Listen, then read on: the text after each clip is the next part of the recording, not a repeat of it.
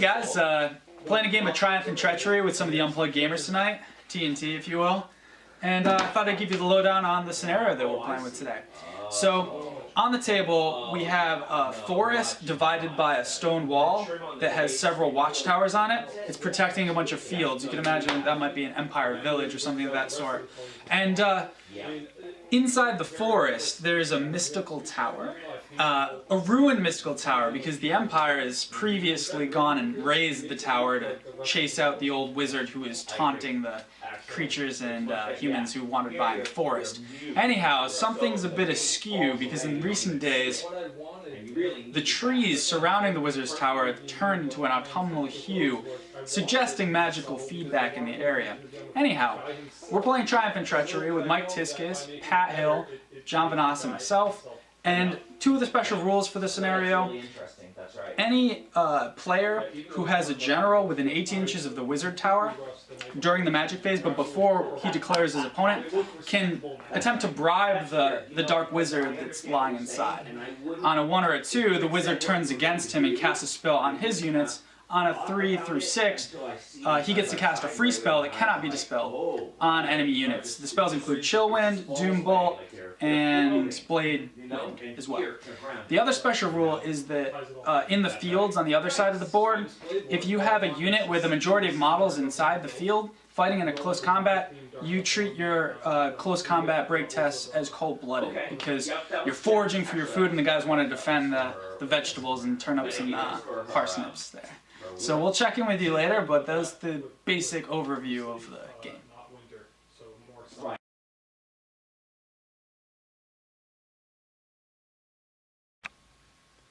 Alright, just going to do a quick walk around here so you can see what we got on the table. This is the wizard tower, and there's the forests that you can see with the autumn trees in the middle. Another forest over there. Over here we have the defense line, if you will. There's those 4 towers and the wall section there.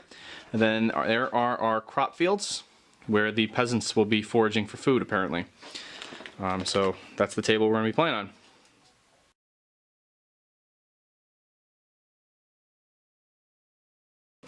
Okay. Alright, so we've deployed our armies here, and we're just going to run through what we got real quick. The table looks pretty good with all the models on it. I think you can see most of that. So I'm going to be playing demons tonight. I've got 23 Plague Bearers, a Herald of Nurgle, 2 single Beasts of Nurgle hiding in the forest there, 2 units of 10 Horrors, a Herald of Tzeentch on a disc, a Skull Cannon, and then I got these tricksy little Nurglings over there that scouted into the middle of the table. Moving over here to the High Elves. Mike, what have you got? Unit of Silver Helms, big unit of Archers, unit of Phoenix Guard, 2 Bolt Throwers, and my Loremaster. Loremaster of Hoeth. Of Hoeth. And coming over here to Jeff with his made-up army. What do we got? I'm going to address this to Payne. I've made a terrible mistake. Not only the army, but I tried to make Sangria Cider, and that didn't work out either. Ooh, gross. Right, units. I've got, just a standard Empire army. I've got some halberders, more halberders. I got some archers. I've got some swordmasters with my general, who's level 2 lore of metal. Got the best spells, don't worry about it. I've got 4 ogres, full command, additional hand weapon, like they do. A fen beast. Where's that fen beast? Hold on, I can't see him. Okay. I got a fen beast. I've got a what is this? A griffin. No rider. 15 more halberders. I've got a giant. Hurly burly. And by far the most ridiculous thing in the army, 5 outriders. Excellent. And Pat, you filled it up. What do we got over here? I got, let's see, 2 units of 5 warlocks. I got 30 each of corsairs and executioners. A unit of dark riders, 20 crossbowmen, and a hero on a horse. All right. So that's deployment. We'll kick it over to turn 1.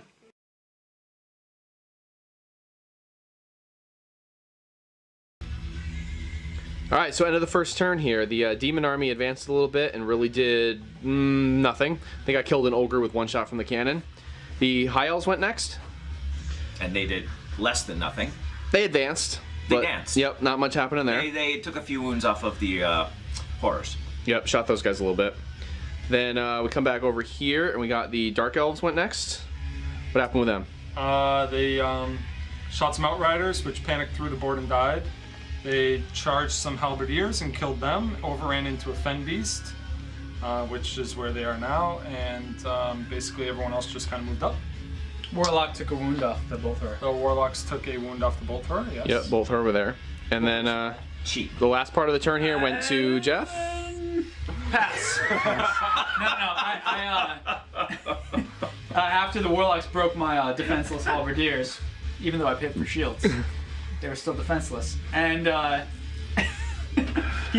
Griffin charged in to save the Fen Beast that had a 3-up regen save. And the Griffin did nothing. I think it killed one model. They failed their fear check though. And he did 2 wounds on the Fen Beast. I lost combat. Griffin fled off. In the giant close combat, he charged in these Corsairs over here. And then he yelled and bawled. And Mike valiantly lended me a card that gave another -1 to the combat loss. So I won combat by 3, but he held. So the summary is Giant and Griffin charge in, and they do a total of 1 wound. Griffin dies. All right, sounds like a bad turn for the Empire. See how turn 2 goes. And the, Empire, and the Giants and the Magic. everything.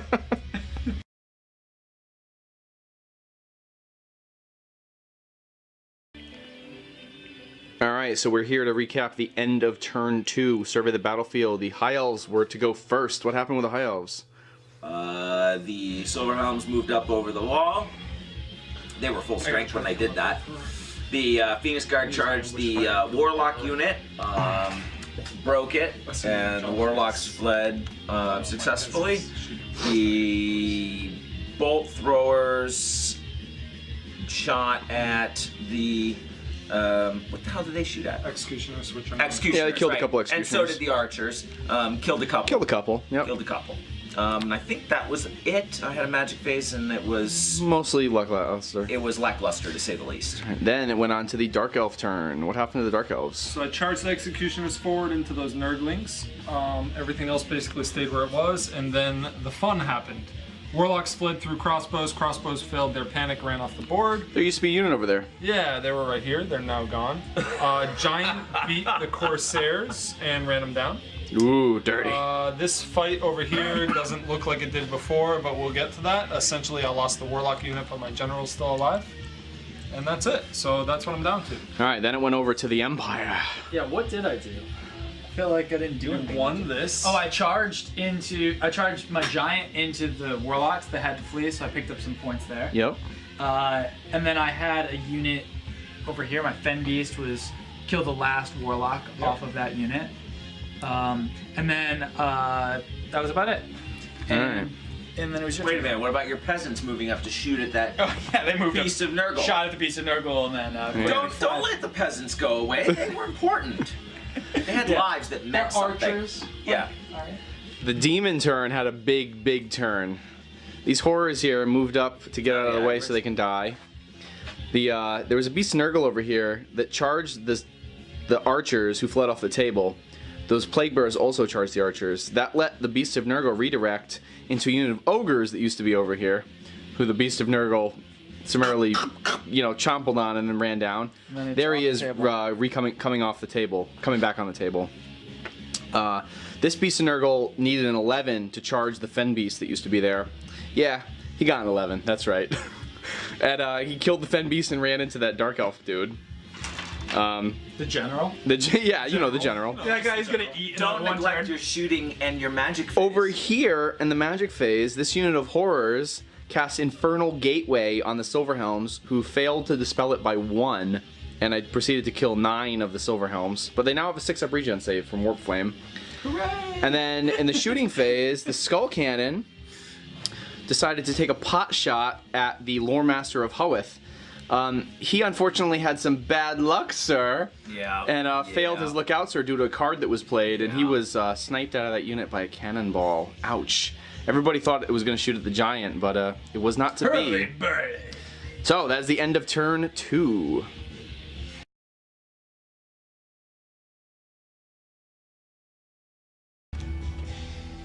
All right, here we are for the turn 3 recap.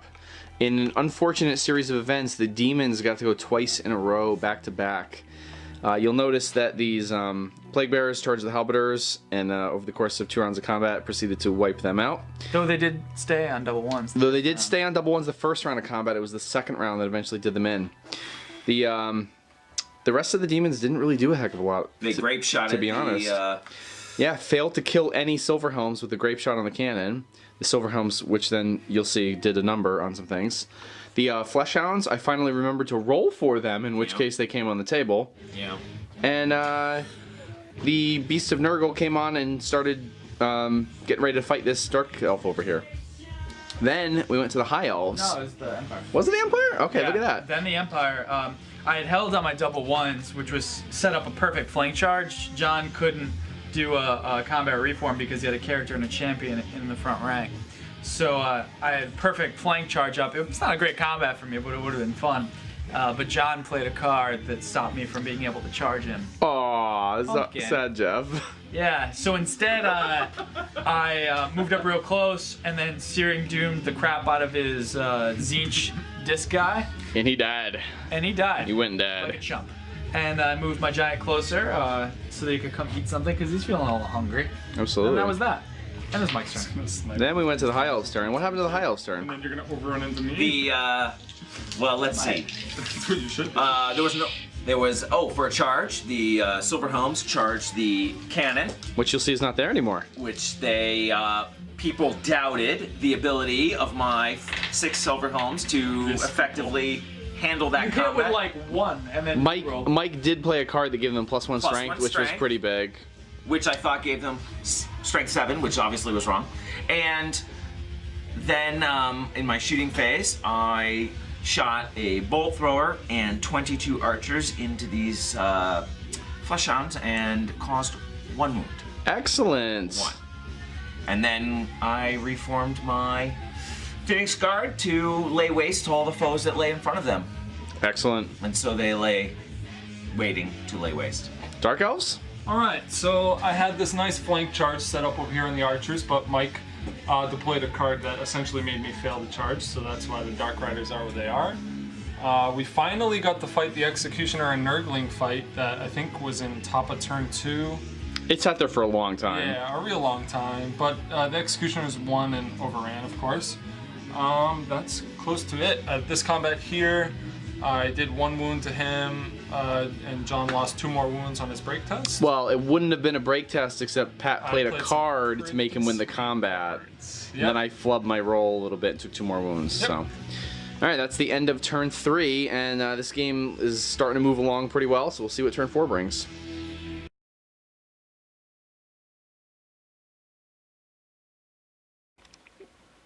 All right, turn 4 recap here. Jeff was the one who went first. Let's see what happened with the Empire. So I charged my giant into this Beast of Nurgle. Never charge a Beast of Nurgle. Ever. Just don't do it. It's just a thing you don't do. Because even when you yell and ball, they hold. Right. And then then I decided not to charge into this Plague Bear block because that doesn't end well either with great swords. I hopped my character out. There he is. And that was it for me. Alright, so then we went over to the High Elves, and what did the High Elves do this turn, Mike? Well, I declared a charge on a unit of horrors with my Phoenix Guard, and they blew up the horrors just fine all by themselves. They sure did. And the archers reformed and moved up, and they shot off the Dark Riders. Actually, The archers couldn't fire because Pat played a card. The bolt thrower shot off the Dark Riders. right. Oh, that's right. That's right. I was like, why didn't they shoot? That's right. And then the Silver Helms that were over here in the corner charged the unit of horrors. Made all of their dangerous terrain tests, of course. Failed to kill all of the horrors because Pat had played a oil slick card, which made everybody re-roll their successful hits, I believe. If that's correct. And then they stood there facing a couple measly dark horrors waiting to get it from behind. So, To the Dark Elves. the Executioners charged the rear of the Silver Helms. There was double what's there now, but they killed the Silver Helms, overran, and stopped. They were 1 inch short of getting the pink horrors. Yep. I got my general out of trouble, but as you can see, the executioners lost quite a few guys, and that happened in your turn, John. So that happened to the demon's turn. So the fleshhounds are still standing off against that bolt thrower over there. The pink horrors decided they had nothing better to do, so they six-diced an infernal gateway and took off 11 executioners? 12 maybe? 12. Because I rolled 11 for the strength, so it did 3d6 hits. Took off 12 executioners. It's okay. They passed their panic test. No big deal. Over here, this plague... Alright, sorry about that. The battery on the camera died mid-video. So anyway, back to the plague bearers here, who charged and beat the greatswords, but they held because they're stubborn, so they're pretty good at that. Yes. Over here, They're very good at losing and staying. there used to be a giant, but the Beast of Nurgle did a number on the giant. The giant failed. How'd that happen, John? Well, you see, the Beast of Nurgle charged in to relieve the other Beasts of Nurgle. The giant rolled an Ed-butt and then failed to wound the Beast of Nurgle that had... You regened. I regened my last wounds, and then the Beast of Nurgle did just enough wounds to kill the giant, who then failed to even have any common decency and fall on one of the beasts. I've never seen a Beast of Nurgle roll like a 2 and a 1. No, I I've just never seen. I rolled I've an seen 11 and a 5 and a 6 for the number of attacks. I've seen between 7 and 12. I feel like those are the numbers they It's a Beast of Nurgle thing. It's pretty much what they do. So this is what the battlefield looks like. It's a beast of... And it's the end of turn 4. So it is.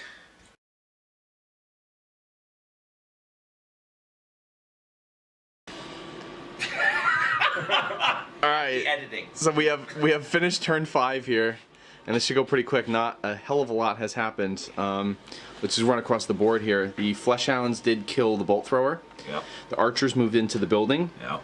They took shots at the executioners, failed to kill any. Yep. Executioners wiped out the remaining horrors. Yep. Phoenix Guard moved up to maybe get their thing on against the executioners if the game keeps going. We have to dice at the end. There was a Dark Elf Lord over there, but he got boosted Searing Doom right off the table. A Beast of Nurgle over here got attacked by the wizard in the spell tower with a Doom Bolt, and he got taken off by the treacherous Dark Elves. And this wizard here did a wound to himself, and this combat continues. End of turn 5. We haven't rolled the die yet, so we will see if the game ends or continues. Mike, would you like to do the honors? Live. I believe a 3, 5 or 6 will end the game. No. It's a 4. We play one more turn. We suffer through it. Oh, man. And it continues.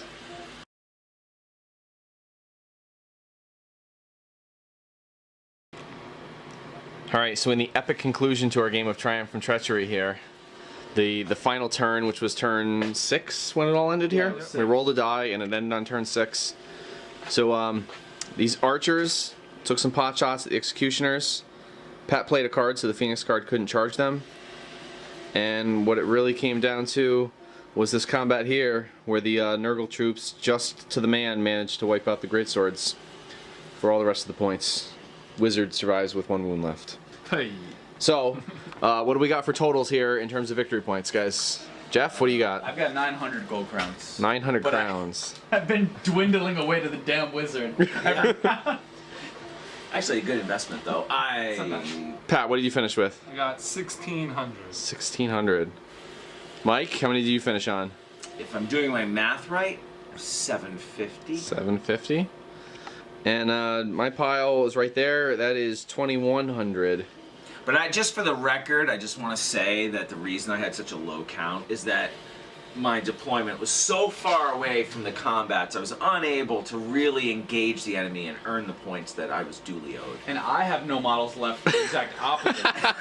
Because Jeff got stuck in the corner I there. stuck myself, I don't know what I was thinking. I was like, yeah, Well, I don't want John on my right. Oddly enough, Mike chose the order of the deployment zones here, so it's kind of his fault that he got stuck on the side. that's fair, that's fair. We'll call it newbie Yeah, deployment. it was Mike's first game of Triumph and Treachery. Yeah.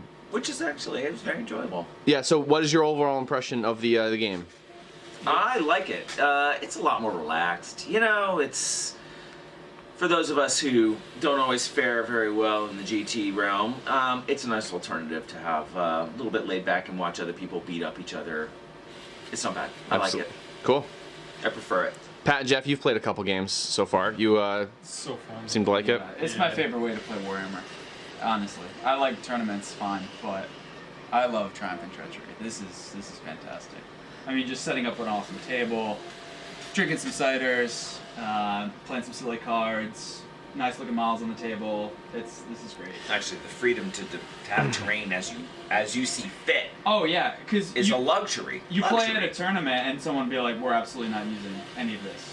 You know, we're not using Four buildings in a row. at the table. A row of fences. We're not using silly rules for a wizard that you could bribe. We have colored trees closer to the center of the table for theme.